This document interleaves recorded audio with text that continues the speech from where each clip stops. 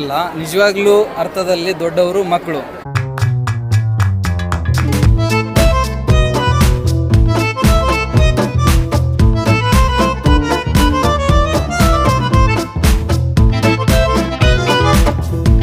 Ball ಭವನಕ್ಕೆ ದೊಡ್ಡವರು ಅಂತ ಹೇಳ್ತಾರೆ ಸರ್.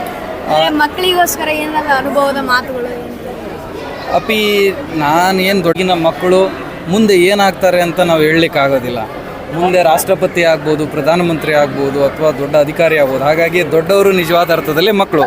ನಾನು ನಿಮ್ಮೆಲ್ಲರಿಗೂ ಪ್ರೀತಿಯಿಂದ ಸೇವೆ ಮಾಡಲಿಕ್ಕೆ ಬಂದಿರೋ ಒಬ್ಬ ಅಧಿಕಾರಿ ಅಷ್ಟೇ. ಮತ್ತು ಇನ್ನೊಂದು ಕ್ವಶನ್, ಈಗೆಲ್ಲರೂ ಪೇರೆಂಟ್ಸು ಎಜುಕೇಷನ್ ಅಷ್ಟೇ ತಗೊಳ್ಳಿ, ಸೈಡು ಇವು ಸಂಗೀತ ಆರ್ಟ್ಸು ಏನು ಬೇಡ, ಇವು ಎಜುಕೇಷನ್ ಹಾಳಾಗುತ್ತೆ ಅಂತಾರೆ. ಅದಕ್ಕೆ ಏನು ತಪ್ಪು. ನೀನು ಏನಕ್ಕೆ ಕೇಳ್ತಿದ್ಯೋ ತುಂಬ ಪ್ರಸ್ತುತವಾದ ಪ್ರಶ್ನೆ. ವಿದ್ಯೆ ಅನ್ನೋದು ಕೇವಲ ಓದು ಬರಹ ಲೆಕ್ಕಾಚಾರ ಅಲ್ಲ. ವಿದ್ಯೆ ಅನ್ನೋದು ಜೀವನದ ಎಲ್ಲ ಕಲೆಗಳನ್ನು ನಾವು ಅಳವಡಿಸ್ಕೊಳ್ಬೇಕಾಗಿರುವಂಥದ್ದು. ಅದರಲ್ಲಿ ಓದು ಬರಹ ಲೆಕ್ಕಾಚಾರದ ಜೊತೆಗೆ ದೈನಂದಿನ ವ್ಯವಹಾರಗಳಿರ್ಬೋದು, ವ್ಯಾವಹಾರಿಕ ಜ್ಞಾನ ಇರ್ಬೋದು, ಅಥವಾ ಸಂಗೀತ, ನೃತ್ಯ, ಆಟೋಟಗಳು ಎಲ್ಲವೂ ಸೇರಿದ್ರೇ ಜೀವನ. ಹಾಗಾಗಿ ಜೀವನದಲ್ಲಿ ಎಲ್ಲವೂ ಬೇಕು. ವೆರಿ ಗುಡ್, ಒಳ್ಳೆ ಪ್ರಶ್ನೆ.